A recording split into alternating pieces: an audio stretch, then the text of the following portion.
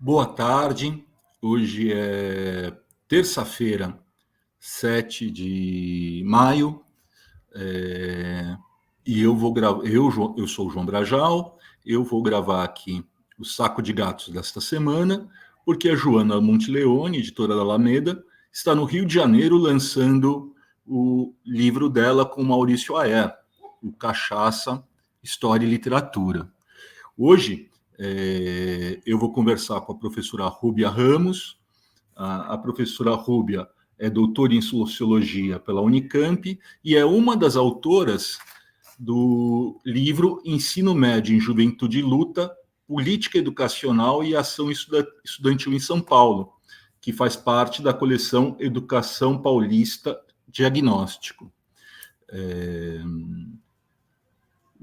A professora Rúbia analisa em um dos artigos do livro o movimento estudantil de ocupação das escolas que aconteceu em São Paulo em 2015.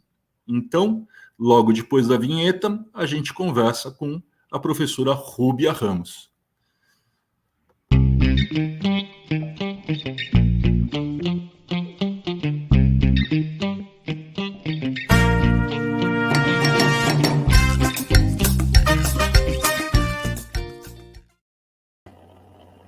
Olá, Rúbia, como vai? Olá, João, tudo bem? Tudo bom. Rúbia, na apresentação eu esqueci de contar que a gente vai ter o lançamento Sim, do importante. Ensino Médio em Juventude em Luta, neste sábado, dia 11, a partir das 14 horas, na Unifesp, no campus aqui de São Paulo. Não é isso? Isso. Rúbia, a coleção Educação Paulista Diagnóstico, ela é fruto de uma pesquisa ampla que envolveu professores de diversas universidades, que se reuniram na REPU, na Rede Pública, Escola e Universidade, não é isso? Você pode falar um pouquinho sobre a REPU, antes da gente entrar especificamente na sua produção? Bom, primeiro queria agradecer o convite, João, né, para poder falar um pouquinho desse trabalho que foi feito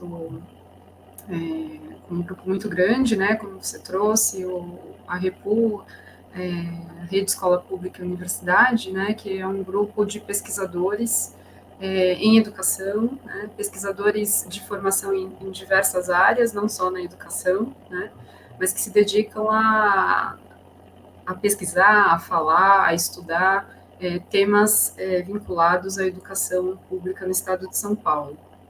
E esse grupo ele foi formado na época em que eu fiz parte, era cerca de 70 pesquisadores, né, entre professores e pós-graduandos das principais universidades públicas do estado. Então a gente tinha um grupo formado por pesquisadores da USP, Unesp, Unicamp, Unifesp, UFSCar, né, enfim, de diversas. Era uma rede de contato entre pesquisadores das principais universidades públicas do estado. E nesse grupo, a gente tinha diferentes frentes de pesquisa sobre as políticas voltadas para a educação no estado, a educação pública. E entre esses grupos, né, desde um grupo específico para analisar as mudanças na política em si, quanto formação de professores, outro grupo voltado para as condições de trabalho na educação pública, e o grupo que eu fiz parte era o grupo voltado para os atores sociais, especificamente os estudantes, né? Eu até, inclusive, fiz parte desse grupo em razão da minha pesquisa de doutorado, né, que foi uma pesquisa sobre a relação de disputa política entre o movimento secundarista de ocupação e a proposta do então governo Alckmin de reorganização escolar ali em meados de 2015, 2016. Perfeito. Acho que vale lembrar também que essa pesquisa cobriu a política da Secretaria Estadual de Educação entre 1995 e 2018. Então, praticamente toda a gestão tucana, né? Isso. Foram todos os governos tucanos, não é? Exato. Muito bem. Rúbia, você já adiantou, mas esse livro aqui, O Ensino Médio e Juventude em Luta, ele trata da percepção dos estudantes sobre o ensino que lhes é oferecido. Está correto afirmar isso? Como foi feita essa pesquisa? Então, essa pesquisa, sim, teve como você bem trouxe, né, para a gente poder falar das mudanças, né, que vêm ocorrendo num tempo mais próximo, na política educacional, a gente precisava voltar, né, e entender a trajetória, a linha, digamos assim, política das últimas mudanças feitas na educação paulista, né. Então, a gente fez esse recorte entre 95, ali quando começa um processo de grandes mudanças, né, na educação do Estado, com o governo Covas, e tentamos traçar uma linha, assim, né, de acompanhamento dessas mudanças até 2018, quando já tem a proposta do novo ensino médio, por exemplo, né, que agora é a discussão da vez. E o que acontece, né? João, você só pode repetir para mim, por favor, a sua última pergunta, para eu não me perder aqui na linha de raciocínio? Eu acho interessante você contar para a gente como foi essa pesquisa sobre a percepção dos estudantes. Sobre a percepção. Tá, obrigada. E por que, né? Pesquisar a percepção dos estudantes. Sim. Normalmente, quando a gente pesquisa política e movimento social, né, pelo menos na perspectiva do artigo que eu escrevi, né, que eu parto muito da sociologia, que é a minha área de formação. Para falar de movimento social, a gente tende a falar dos atores que fazem esse movimento social acontecer, né? E certamente, pensando nas últimas mudanças, né, as últimas propostas do governo estadual de São Paulo, o movimento dos secundaristas ele acabou tendo um peso muito grande, né, para a conquista da opinião pública, se comparado ao movimento que teve entre os trabalhadores da educação, né, os professores da rede pública estadual. Então, certamente, esses atores, né, específicos, que são os estudantes em si, eles chamaram muita atenção nesse período e eles trouxeram muitas especificidades que até então, nesse período que a gente estava analisando, não se tinha, né, não teve registro, né. Não que não houveram outros momentos de mobilização estudantil, contrário, né, mas não nessas proporções, como ocorreu com o movimento de ocupações em 2015. Foram mais de 200 escolas ocupadas, né, em todo o estado de São Paulo.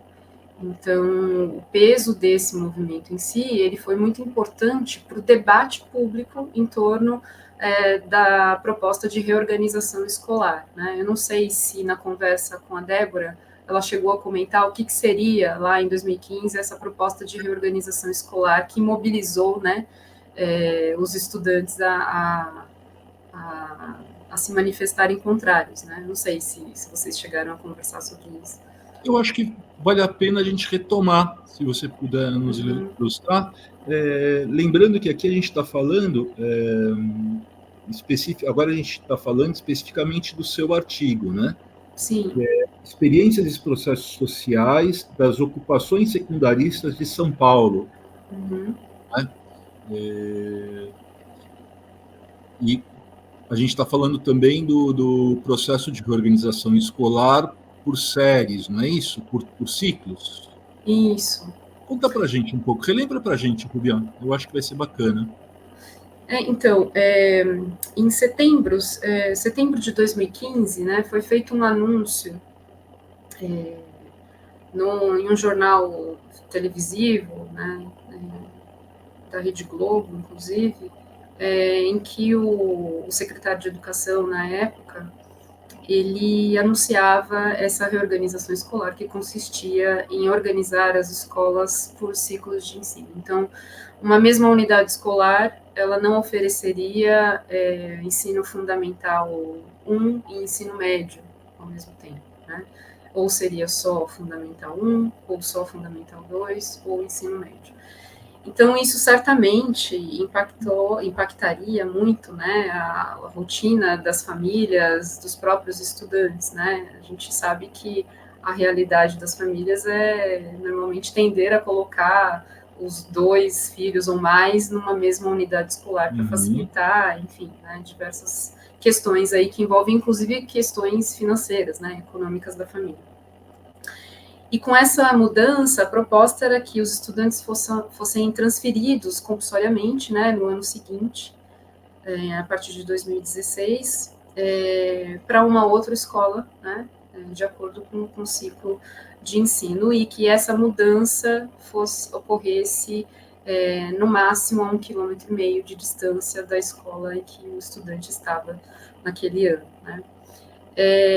Isso já gerou, por si só, pela própria proposta em si, né, um desconforto muito grande e uma insegurança bastante grande, né, entre famílias e os próprios estudantes, e os estudantes, sobretudo, se a gente pensar que a escola é muito mais do que um lugar de aprender conteúdos, né, e currículo, né, mas a escola também é um lugar de convivência, enfim, de relações do cotidiano, de amizades, né?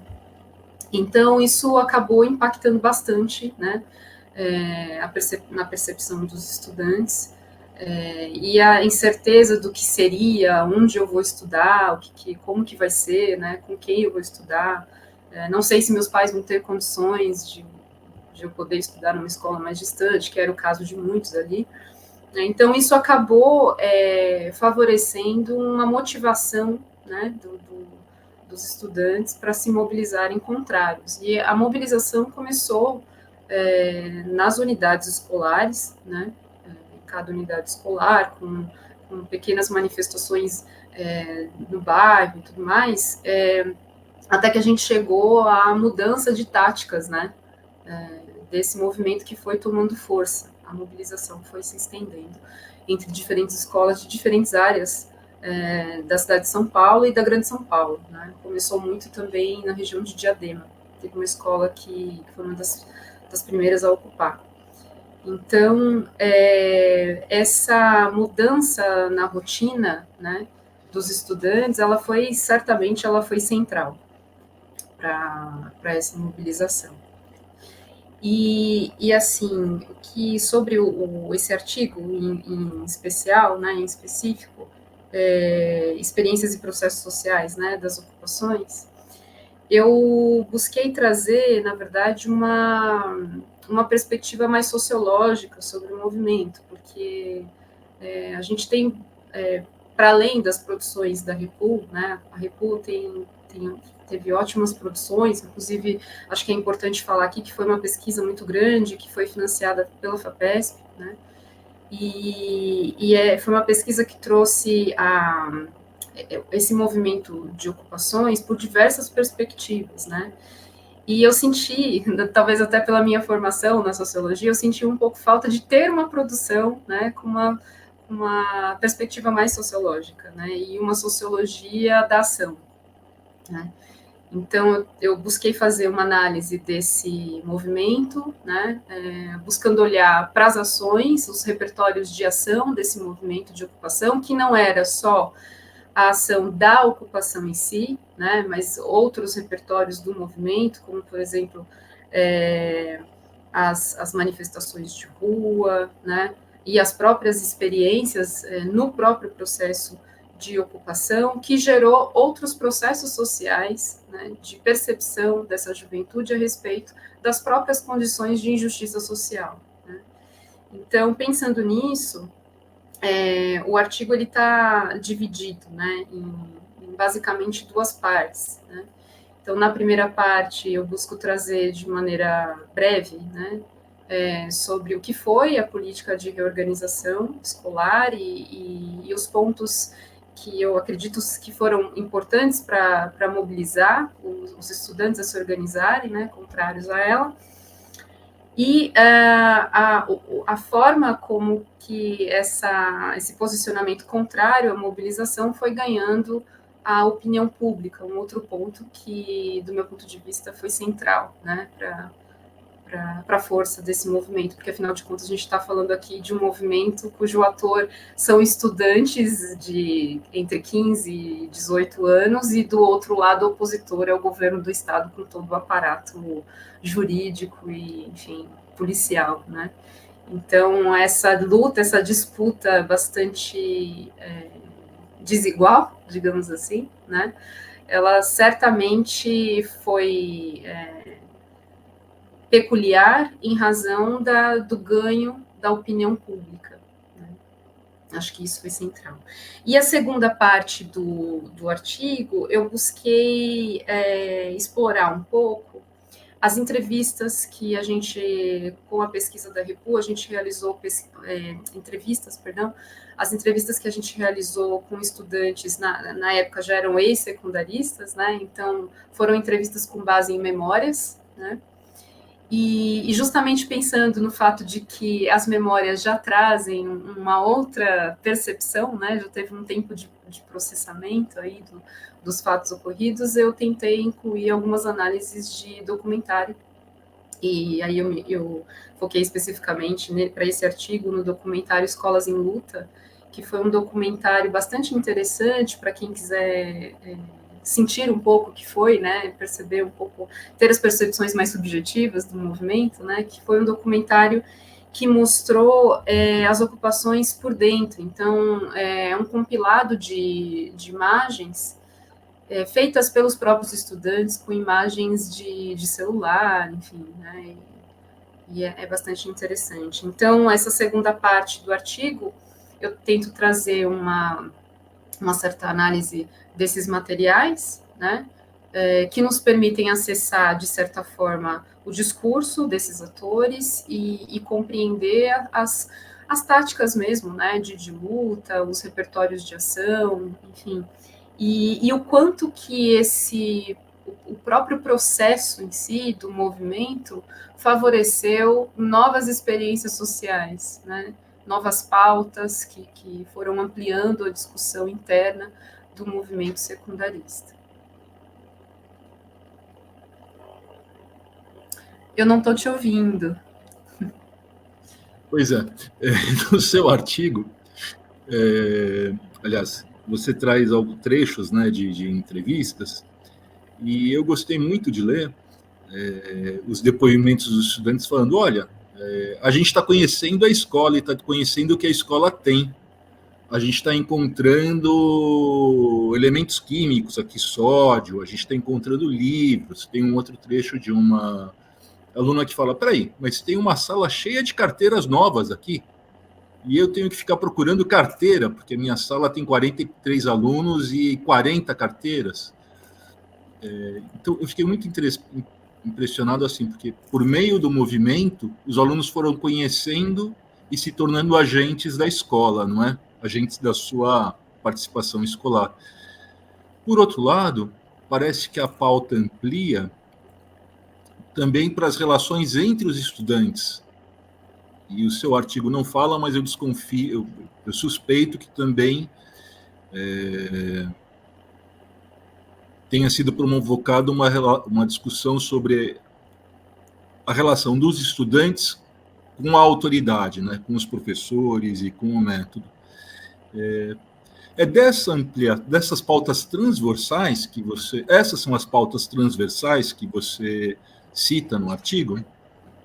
Sim, João, essa e algumas outras, assim, né, porque uma das peculiaridades desse movimento foi justamente esse problema com as hierarquias, né, Então, até tem algumas curiosidades que aparecem nos documentários, né, que foram feitos na época, que é a dificuldade que o Estado tinha de se comunicar com o movimento, porque eles não tinham um representante, poderia ter um porta-voz, né, mas não tinha uma figura que representasse o grupo ou a escola ocupada, entende? Então, primeiro que eles tinham essa questão da identidade horizontal, né, então quase como uma filosofia, né, da organização ali, né, do movimento. Então, a horizontalidade não permitia determinadas formalidades que normalmente a gente encontra nos movimentos sociais. Então, a própria questão da estrutura do movimento secundarista se tornou um problema para o Estado, né?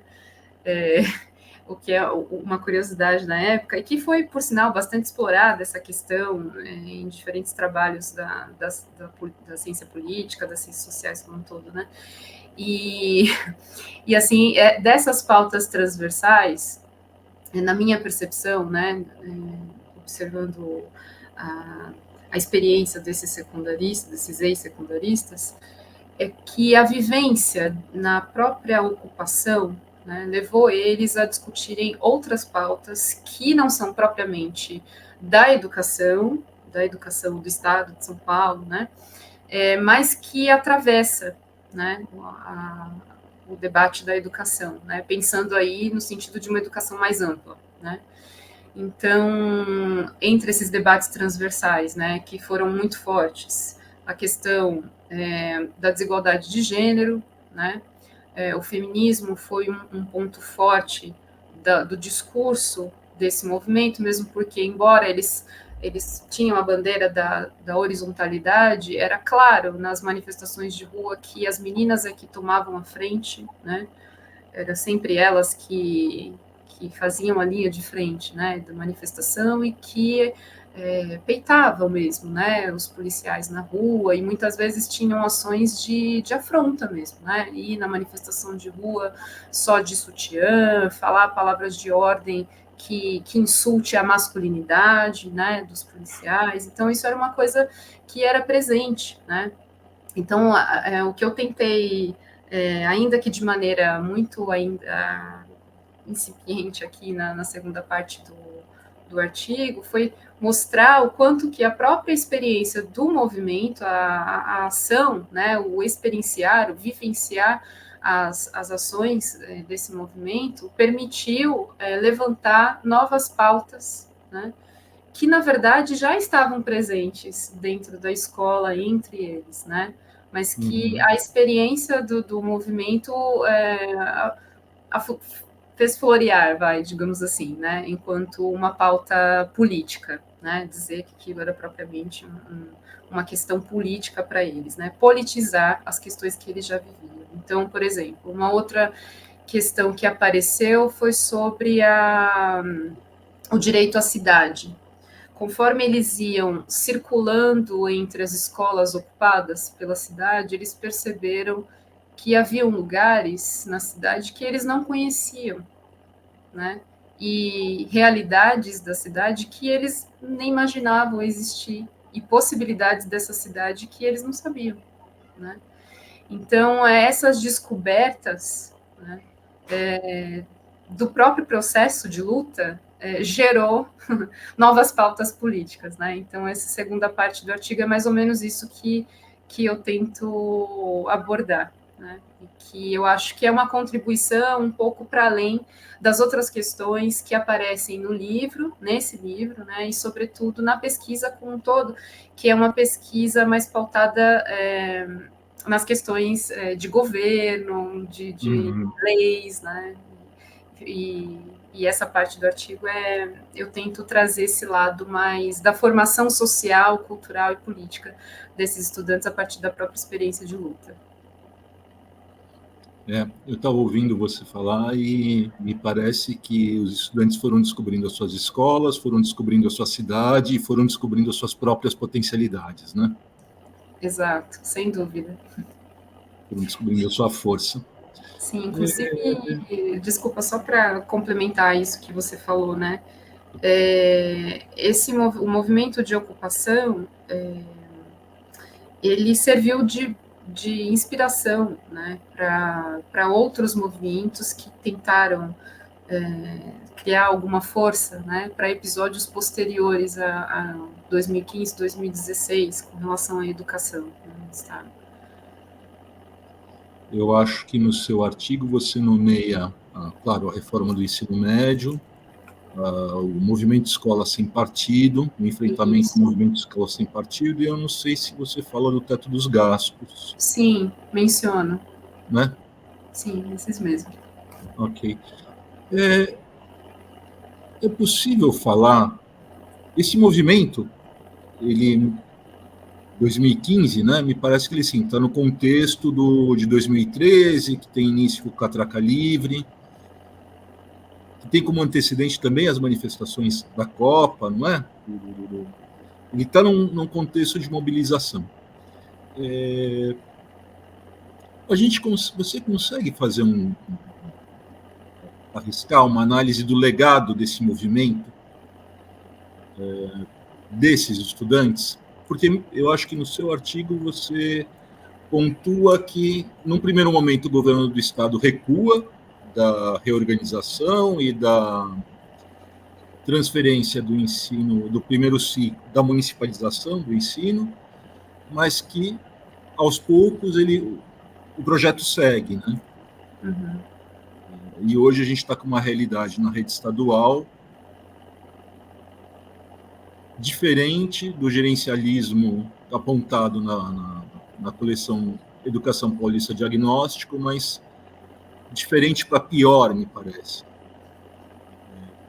Nesse contexto, é possível falar de um legado? Avaliar o legado desse movimento? Olha, Ju, eu acredito que sim,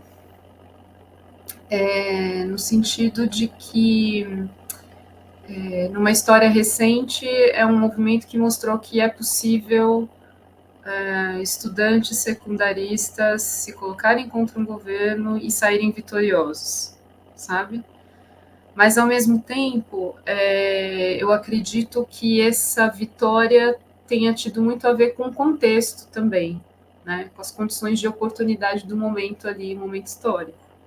Uhum. Condições que hoje são outras, a começar pela própria estruturação, né, da proposta da reforma do ensino, o modelo de organização, né, o tempo que se passa dentro da escola, né, acho que tudo isso, a prioridade que se dá para o ensino técnico, né, coisa que não era tão evidente naquele momento, né.